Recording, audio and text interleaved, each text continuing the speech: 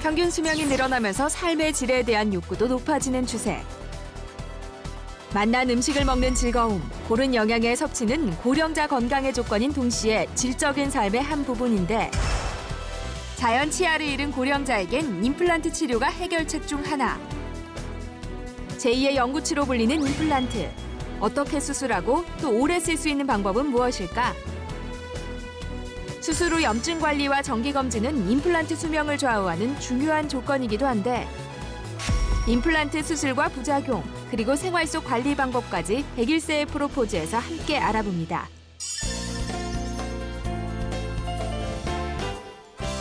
안녕하세요. 101세의 프로포즈 아나운서 전주리입니다.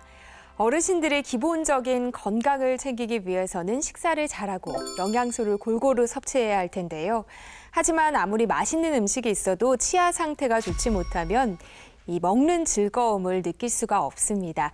그래서 오늘은 많은 분들이 관심 가지고 계신 임플란트에 대해서 알아보는 시간 마련했습니다. 도움 말씀 주실 두 분 선생님 소개해 드릴게요. 경희대학교 치과대학 이성복 교수님 어서 오세요. 안녕하세요. 네, 101세의 프로포즈 주치의시죠. 이수찬 선생님 안녕하세요. 안녕하세요.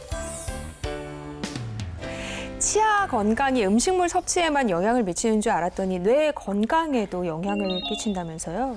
그 치아와 이 턱관절 쪽에서 음식물을 강하게 씹는 걸로 인해서 치아 주위 근육 또 이 안면 주위 근육에서 혈류량이 증가되면서 뇌로 공급되는 혈류량도 증가되고 따라서 인지 능력이 상당히 발달이 되고 유지되는 그런 효과가 있습니다. 그래서 잘 씹어 먹는다는 것은 인지 능력을 유지하고 발전시키는 데 아주 중요한 역할을 하고 쉽게 힘을 쓰는 운동선수들을 보았을 때 틀니를 끼고 운동하는 선수들은 볼 수가 없을 정도로 악력에 관련이 되고 근력 증강에 중요한 요소라고 하겠습니다. 네. 그러니까 한마디로 잘 씹는 게 건강의 척도라고 볼 수도 있을 것 같은데요.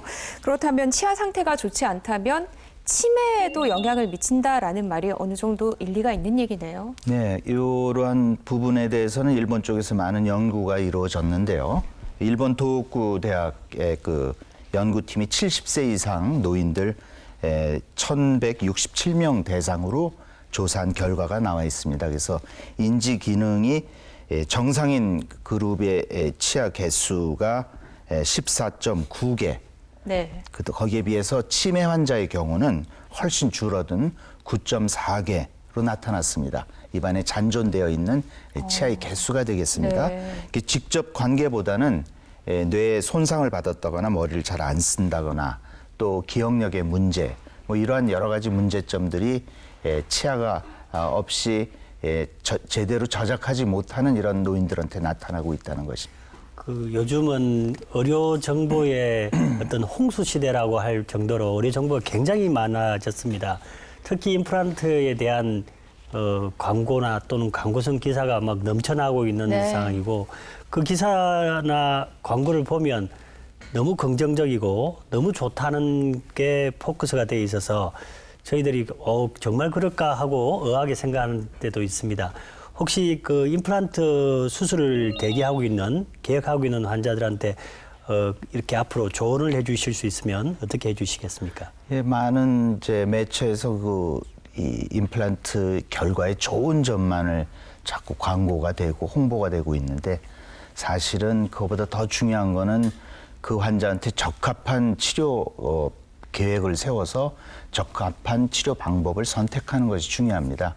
예를 들어서 뭐 강물이 얼어서 빙판이 됐을 때 스케이트로 갈 건지 또 아니면 빙판 차를 이용할 건지 아니면 미끄럽지만 그냥 걸어갈 건지 이런 것들을 상세하게 장단점 치료 기간이랄지 치료비는 어느 정도 드는지 몇 번 병원에 와야 되는지 이런 것들을 상세하게 설명해 주는 그런 선생님을 만나는 것이 좋겠습니다. 네. 또 어떤 병원들은요 수술 후에 바로 또 음식물 씹는 게 가능하다고 광고하고 맞아요. 있기도 하더라고요. 그런 경우도 있어요. 네. 사실은 이렇게 너무 좋다는 이야기만 되니까 환자 또는 일반인 입장에서는 기가 쫄깃하고 임플란트 하면 다 좋아지는구나 이렇게 생각할 수도 있겠습니다. 예, 뭐 일반적으로 저희들이 그 환자한테 강하게 인상을 심어줄 수 있는 거는 오늘 임플란트를 심고 바로 나가시면서 식사하실 수 있습니다라고 네. 홍보하는 것이 뭐 엄청 강하게 메시지를 전달할 수 있겠죠. 하지만 모든 환자한테 그렇게 된다면 너무 좋을 텐데 그렇지는 않습니다. 이 오늘 임플란트를 심어서 바로 씹을 수 있느냐 마느냐는 수술할 때 보통 결정이 나는데요. 임플란트를 심는 그 우리 잇몸 뼈라는 것이 사람마다 다 밀도가 다르고 강도가 달라서 임플란트를 수술하고 나서 초기 고정력이 충분히 나오지 않으면은 결국은 기다려야 됩니다. 뼛속에서 완전히 고정될 때까지요. 그렇다고 본다면 모든 사람들한테 오늘 심어서 오늘 씹을 수 있다라는 그런 말은 해당이 안 되겠죠. 그래서 네. 잘 선별해서 본인들이 시술을 받았을 때 선생님들이 결정해주는 그 치료 기간 중에 언제 씹을 수 있는가 하는 것들을 확실하게 알고 그러고 결정을 하셔야 될 것 같습니다. 네. 선생님께서 빙판길을 가는 방법도 여러 가지라고 하셨잖아요. 네. 그만큼 수술 방법도 다양하다는 얘기죠. 그렇습니다.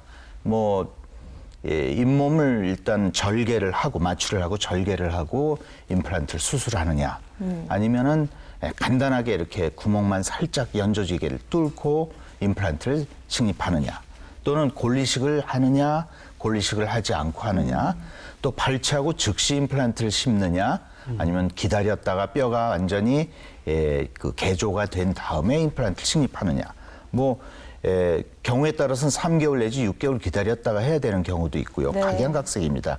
그냥 간단하게 판단할 그런 사항은 아니라고 생각합니다. 어르신의 경우는 참 젊은 사람하고 달리 여러 가지 전신질환이 있지 않습니까? 예. 골다공증 또는 당뇨, 고혈압 이런 질환을 가지고 계신 분이 대부분인데 이런 경우에는 수술할 때 특히 주의점이 있을 것 같습니다. 상당히 중요하죠. 이 노인, 고령 환자, 어르신들 수술할 때 제일 문제가 되는 것이 대부분의 이런 고령 환자들이 전신 질환을 한두 개씩은 갖고 있다는 거죠. 특히 대표적인 것이 당뇨, 고혈압, 또 신장 질환, 간 질환 이런 것들인데 당뇨 환자의 경우는 이제 이 면역 또 저항력이 외부 상처에 대해서 저항력이 굉장히 떨어지기 때문에 충분히 혈당 조절이 되는 상황 하에서 수술 날짜를 결정을 하셔야 되겠고요. 고혈압 환자의 경우도 역시 마찬가지로 이 여러 그 혈행을 개선하는 그런 약제나 또 혈액응고 방지제 같은 이런 약제를 쓰기 때문에 아스피린이 대표적인 네. 것들이죠. 네. 만약 수술하고 나서 지혈이 되지 않으면 그것도 상당히 위험한 상황이 될 수 있습니다. 예. 그래서 그 약을 어느 정도 어느 기간 끊고 수술 날짜를 잡느냐 하는 것들 충분히 내과 선생님들과 상의를 하셔야 되고요.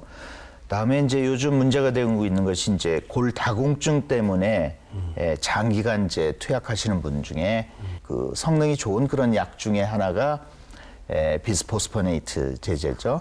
이런 이 계통의 약들을 장기간 복용하신 분들이 특징은 이제 이게 뼈가 흡수되는 걸 방지하는 건 좋은데 생성되는 것을 또 억제하는 이런 효과들이 있기 때문에 수술을 하고 나서 특히 잇몸뼈는 굉장히 뼈의 그 재생과 흡수가 활발하게 일어나는 뼈입니다. 그래서 이 약제가 굉장히 그 효과가 강하게 나타나고 그래서 수술한 다음에 이런 골 재생 능력이 뚝 떨어지면서 역시 골 괴사가 일어나고 이런 그 골수염과 같은 이런 심각한 상황이 나타날 수가 있습니다. 그래서 이런 약제들은 약 뭐 3개월 이상 복용을 중지하거나 이런 결정조차도 역시 내과 선생님들과 잘 상의를 하고 수술 날짜를 결정하는 것이 좋겠습니다. 네.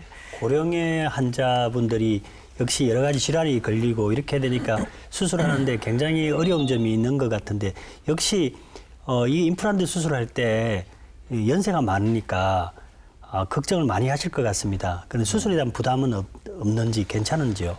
일단은 이제 심적인 부담 또 가족들이 또 걱정이 많이 되겠죠. 이렇게 고령인데 수술을 과연 해야 될까. 근데 연령은 사실은 의학적으로 봤을 때 큰 문제는 되지 않습니다. 연령 문제보다는 다른 요인들이 많이 있습니다. 그리고 이 어르신들이 에휴 내가 이제 살면 얼마나 사나 말씀은 그렇게 하시지만 죽음에 대한 두려움이 상당히 큰 것 같습니다. 이제 뭐 짧은 이제 인생이 남아 있다는 그것 때문에 오히려 더 귀중한 거죠. 또 가족들도 굉장히 걱정을 하게 되고요. 그다음에 또 두 번째 이런 심리적인 문제와 더불어 이제 오랜 습관 중에 이제 음주나 또 이 흡연 이런 것들이 또 문제가 될 수 있습니다. 그래서 수술하고 이런 주의사항을 말씀드리면 아유 내가 이 담배를 끊으면서까지 수술은 못 받겠다. 그리고 또 수술 받고 약속을 또 안 지키시는 분들이 있습니다. 예. 바로 나가서 또 담배 피시고 이게 사실은 수술 받고 나서 이 관열적인 수술이기 때문에 약 한 달 동안은 굉장히 주의하셔야 됩니다. 그걸로 인해서 실패하는 경우가 굉장히 많습니다. 네. 예, 뭐 저희들이 일일이 환자의 생활을 알 수 없기 때문에 음주나 흡연, 이 혈액 공급이 다 차단이 되거나 또 세포가 그 알코올 때문에 고정이 되는 그런 정도로 많이 마시게 되면은 역시 임플란트 실패의 큰 원인이 될 수가 있습니다. 수술을 결정하기까지 분명히 의사 선생님과의 충분한 대화가 있어야 할 텐데요. 아무래도 의학 용어들은 좀 어렵고 그러다 보니까 어르신들에게는 설명할 때 좀 더 좀 주의를 기울여야 될 것 같아요. 예, 사실 제가 제 환자 군을 보면요. 대략 70세 이상, 90세 정도까지 대략 뭐 평균적으로 한 80세 부근일 것 같습니다. 평균으로 치면요. 그러다 보니까 이제 거동도 좀 불편하신 분이 많고, 그다음에 잘 못 듣는 분이 많습니다. 네. 설명을 해드려도 이게 못 알아들으시니까 네. 말이 어려워서 못 듣는 것보다는 안 들려서 못 듣는 분이 꽤 많더라고요. 네. 그래서 저는 병원에 그냥 아예 보청기를 아예 장치해 놨습니다. 그래서 데시벨별로 해서 네. 잘 들리시는 걸로 이렇게 계속 바꿔가면서 편하게 이제 그분 기록을 해놓고 그 뭐 70데시벨이면 70데시벨로 들을 수 있게 해놓고 그런 편의를 봐드리고 있습니다. 네. 굉장히 좋은 생각이시네요. 중요한 내용이고요. 그다음에 진료 교수의 연령도 상당히 중요합니다. 예. 좀 중년 이상 또 가능하면 의사진 배치를 그래도 외모에 좀 머리도 좀 희끗희끗하고 저기서 뭐 머리 억지로 물들이지 말라고 그럽니다. 그래서 네. 그런 분들이 두세 명 모여서 환자분 한 분을 놓고 잘 설명해주는 그런 그 과정들이 필요합니다.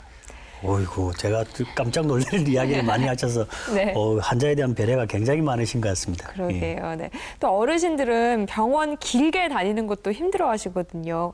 이 치료 기간이 얼마나 될지. 환자분들의 그 뼈의 상태, 전신 건강 상태에 따라서 굉장히 다릅니다. 그래서 보통은 저희들이 이 기간을 대략 말씀을 드려주긴 하는데 수술할 때 대부분 결정이 납니다. 네. 역시 뼈를 뚫고 들어가는 그 수술 과정에서 뼈의 밀도랄지 이런 것들이 충분히 계산이 돼서 나오기 때문에 그때 바로 씹을 수 있을지 아니면 3개월 내지 6개월 기다리셔야 될지 네. 이런 것들을 잘 설명을 드려야 되고요. 그리고 노인분들한테 제일 중요한 거는 수술 받고 나서 장기간 식사를 못하는 경우가 이제 좀 전신 건강에 위험이 되기 네. 때문에 그런 어느 정도 되면 씹을 수 있는가를 잘 알려드리는 것이 중요하겠습니다. 저도 수술하는 의사이기 때문에 수술이라는 거는 수술할 때가 제일 중요하다고 생각이 됩니다. 그런데 수술을 아무리 잘해도 부작용이 전혀 없다 이렇게 말할 수는 없기 때문에 그 부작용에 대한 것을 특히 임플란트 수술을 했을 때 환자들이 걱정하는 거는 부작용이 어떻게 되고 그 부작용에 대한 어떻게 치료를 하실 건가 하는 것을 궁금해할 것 같습니다. 제일 중요한 것은 역시 이제 수술 후에 이제 감염 관리입니다. 네.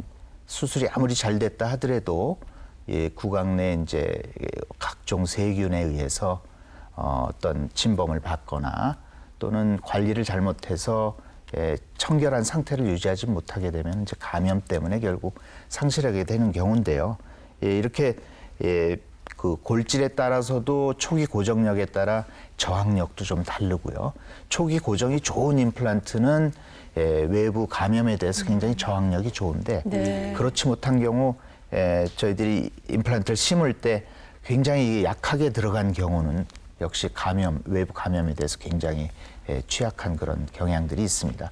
그래서 제일 중요한 것은 임플란트를 심고 나서 뼈 주위에 세포들이 잘 모여서 혈액에서 공급하는 거죠. 임플란트 표면에 잘 붙어주고 뼈를 생성하는 것. 이것이 이제 치유 기간 중에 제일 감염으로부터 지켜져야 될 그런 부분이고요. 두 번째는 이제 이거 다 치유가 된 걸로 이제 육안적으로 보이더라도 언제 씹을 수 있느냐 하는 것들이 또 문제가 되는데 이거는 뼈에 심어놓고 임플란트가 성공하는 게 끝이 아니라 씹을 수 있는 상황을 만들어야 되기 때문에 바로 기능을 해야 되죠. 네. 그래서 기능을 했을 때 뼈 속에서 이 임플란트나 이런 것들이 뼈가 잘 받아줄 수 있는 이런 상황이 조건이 만들어지느냐 하는 건데 이거는 알 수가 없습니다. 사용한 다음부터나 판가름이 날 일이고요. 그다음에 이제 임플란트를 사용할 때 피고름이 나온다든가 할 때는 이제 감염의 확실한 이제 증거가 되겠죠. 네. 그럴 때는 빨리 감염 관리에 들어가야 됩니다. 그래서 정기적으로 그 병원에 찾아서 관리를 해줘야 되는데 방식은 간단합니다. 대부분의 이제 임플란트 수술하는 환자들은 1년 기간 동안 가장 주의해야 됩니다. 1년 동안은 어떤 장담도 할 수 없습니다. 그래서 네. 3개월 간격으로 병원에 찾아주셔서 엑스레이 찍고 뼈 높이가 어느 정도씩 흡수되고 있는지 확인하셔야 됩니다. 1년 동안 뼈 흡수량이 1 내지 1.5mm 정도 수준이라면은 괜찮습니다. 그럼 이제 안심하셔도 되는데 그게 이제 2mm 이상, 그 이상 초과가 될 경우는 임플란트 길이가 한 10mm 정도가 되기 때문에 5년이면은 뼈가 다 상실한다는 계산이 나오죠. 네. 그래서 위험한 징조이기 때문에 3개월 간격으로 방사선 검사도 하시고 그 1년이 지나고 나면 좀 안심하셔도 되는데 그렇다고 해서 계속 그냥 쓸 수 있느냐면 그렇지 않습니다. 그래서 이 임플란트 보철물은 사용하는 것이기 때문에 6개월에 한 번씩은 꼭 병원에 오셔서 본인이 발견 못하는 거를 의사들이 발견할 수 있도록 그렇게 기회를 주셔야 됩니다. 네, 오늘은 임플란트에 대해서 알아보고 있는데요. 저희 제작진이 임플란트 시술을 하신 아버님 한 분을 만나 뵙고 왔습니다. 화면으로 보시죠.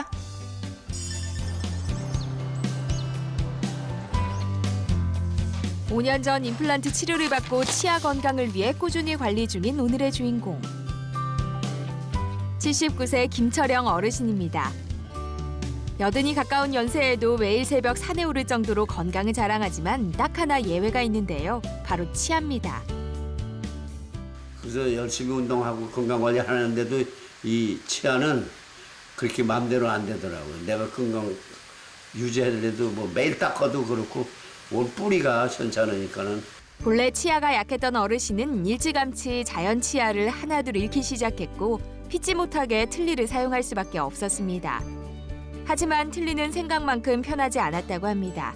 시간이 지날수록 더 불편해져 결국 윗니는 임플란트 수술을 하게 됐죠. 결정적인 거는 틀니를 해가지고 밥 먹다 쑥 빠져. 그럼 여럿이 먹는데 빠지면 영 안 좋아서. 임플란트 수술 후 얻은 가장 큰 소득은 먹는 즐거움을 되찾은 것입니다. 오늘의 메뉴는 매콤한 돼지고기 볶음. 맛깔스러운 모습에 보기만 해도 군침이 도는데요. 가리는 음식이 없어진 다음 요리하는 아내도 한결 수월해졌습니다. 임플란트를 끼고 나서는 부담 없이 다 먹게 되니까는 편안하더라고. 남한테. 그러니까 나 그것도 못 먹어 이런 말을 안 해. 밥상이 정말 푸짐하죠. 전에는 먹을 엄두도 못 냈던 고기 반찬을 이제는 마음껏 먹습니다. 어떤 반찬이든 골고루 먹을 수 있어 맛과 영양을 동시에 챙길 수 있는데요. 임플란트 덕에 생활 전체가 활기차졌다고 합니다. 음식이 도로더라도 다 소화할 수 있는 자신감이 생기고 그래서 밥맛이 좋으니까 기분도 좋고 생활하는데 아주 좋아요. 어르신이 식사 후 잊지 않는 것, 바로 칫솔질입니다. 임플란트를 튼튼하게 오래 쓰기 위해서는 관리에 신경 써야겠죠. 치아와 잇몸 주변의 청결을 유지하는 게 무엇보다 중요합니다. 이 사이 이빨이가 끼는 수 있어요. 그래서 꼭 이걸로 밥 먹고 나서 이런 식으로. 칫솔질로 제거되지 않는 치아 사이의 음식물은 치간 칫솔을 이용해 꼼꼼하게 닦아냅니다. 오늘은 정기검진이 있는 날, 병원을 찾는데요.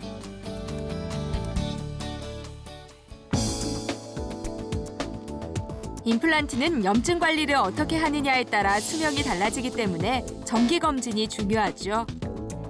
어르신은 6개월에 한 번씩 치아 검진을 받고 있습니다. 어르신의 치아 상태는 어떨지 궁금한데요. 기존에 이제 부분 틀니를 사용하고 계셨는데 그 지지하던 치아를 망가지셔가지고요. 한 5개 정도 발치를 했어요. 그리고 위에 임플란트 한 상태는 아주 뭐 잇몸이나 뼈랑 뭐 상태가 좋으신 편이고요. 밑에 같은 경우는 틀니를 끼고 계시는데 조금 더 불편해지시거나 그러시면 임플란트로 하셔야 될 것 같습니다. 노후 치아 관리, 이 정도면 성공적이겠죠? 지금처럼 치아 관리 꼼꼼하게 하셔서 101세까지 활기차게 생활하세요. 사람이 즐길 수 있는 즐거움 중에 하나가 먹는 즐거움이잖아요. 그런데 아버님께서 임플란트 수술을 하시고 이 먹는 즐거움을 찾으셨다니까 참 다행인데요. 그래도 너무 질기거나 딱딱한 음식을 먹는 건 좀 문제가 되지 않을까요? 지금 뭐 세월이 오래 지나서 딱딱한 음식을 이제는 씹어도 되겠지 하고 생각하실지 모르는데, 뭐 나이 드신 분도 젊은 사람들하고 똑같은 음식은 또 드셔야 됩니다. 뭐 네. 게장도 잡수시고 게 껍질도 씹어야 되고, 그죠? 네. 주의할 점은 역시 그 힘 조절을 못하는 이 임플란트. 임플란트는 뼈 속에서 신경 구조가 이 표면에 잘 이렇게 부착돼 있질 않아서 잘 모릅니다, 감각적으로. 특히 위아래 임플란트가 다 들어가 있는 경우는 힘 조절이 안 돼서 굉장히 강하게 씹으시더라고요. 그래서 저희들이 치료할 때 저희 그 의사의 손을 깨무는 경우도 있습니다. 모르시고요. 근데 그 정도는 이제 감각적으로 잘 둔한 건데, 그렇기 때문에 이 임플란트의 그 위에 얹어지는 보철물, 치아가 되는 크라운 부위의 재료도 잘 선택해야 됩니다. 그래서 과거에 이제 금을 많이 썼는데 금은 잘 으깨지는 경향이 있고요. 그다음에 포세린이라고 해서 이제 사기질 재료인데, 네. 이건 또 굉장히 자주 깨집니다. 워낙 한국 사람들의 음식 습관이 질기고 단단한 음식이 위주로 돼 있기 때문에 네. 견뎌내질 못해요. 그래서 요즘은 이제 지르코니아라고 하는 인공 다이아몬드 재질을 이제 치과 쪽으로 사용을 하고 있습니다. 그래서 일단 생물학적으로도 굉장히 표면이 불결하게 바뀌지 않고 관리도 편하고 잘 깨지지 않는 그런 재질로 점점 교체가 되고 있는 상황입니다. 예. 그 관절염의 인공관절 수술을 할 때 환자분들이 어느 정도 사용할 수 있느냐고 수명을 물어봅니다. 그러면 한 15년에서 20년 정도 쓰시는데 쓰기에 나름입니다 하고 말씀을 드리는데, 임플란트는 수명이 어느 정도 말씀하실 수 있겠습니까? 쉽게 저희들이 이제 환자들한테 설명을 할 때는 자동차에 비유를 합니다. 예. 임플란트는 자동차의 몸체고, 그다음에 임플란트의 위에 얹어져 있는 식사를 할 때 사용하는 그 크라운, 치아 부분이죠. 거기는 자동차의 타이어라고 말씀을 드립니다. 그래서 험한 길을 달리는 타이어는 빨리 펑크가 나고, 치아도 마찬가지로 험하게 쓰시는 분은 윗부분이 빨리 망가집니다. 하지만 이 임플란트는 뼈 속에서 감염만 잘 조절된다면 임플란트는 뭐 5년, 10년 평생 쓸 수도 있는 겁니다. 근데 망가지는 부분은 바로 그 타이어가 되는 크라운 부분, 보철 부분입니다. 그래서 이거는 정기적으로 오셔서 미리 손을 쓰거나 망가지는 거를 방지를 해주거나, 또 나사가 자꾸 풀리고 와서 이게 치아가 흔들리게 되면은 나사를 교환하거나, 또는 나사가 잘 풀린다는 거는 좀 그 기계적으로는 나쁜 징조입니다. 그래서 디자인을 좀 바꿔서 그렇게 나사 자주 풀리는 현상들을 좀 해결을 하신다거나, 이런 방법으로 이 위에 타이어 부분이 되는 그 크라운 보철 쪽을 잘 관리를 해주실 필요가 있겠습니다. 네. 임플란트 틀니나 임플란트 브릿지 뭐 이런 것들이 있던데요. 이런 것들은 시술 방법이 어떻게 다르고 특징은 어떤 건가요? 쉽게 말씀드리면 이제 고정성이냐 가철성이냐 하는 그런 차이입니다. 임플란트 브릿지는 우리가 보통 중간중간 이제 치아가 빠졌을 때 치아를 깎아서 브릿지를 다리 세우듯이 하듯이, 임플란트도 똑같이 양쪽 끝에 임플란트를 심고 그걸 교각 삼아서 다리를 놓듯이 치아를 만들어 놓으면은 그걸 임플란트 브릿지라고 하고, 구강 내에 그대로 고정돼 있기 때문에 그냥 네이처럼 쓰시면 되겠고요. 네. 임플란트 틀니라고 하는 것은 이제 소수의 임플란트 한 2개 내지 4개 임플란트를 심어서 거기에 틀니를 얹어서 사용할 수 있게 하는 겁니다. 그래서 수술이 좀 두렵거나 또는 전신적으로 건강 상태가 좋지 않은 분들은 아주 작은 간단한 수술로 임플란트를 2개 내지 4개만 심고 이런 임플란트 틀니를 처방하는 경우도 있습니다. 아, 그런 것도 있었군요. 네. 자, 오늘은 임플란트에 대해서 알아보고 있는데요.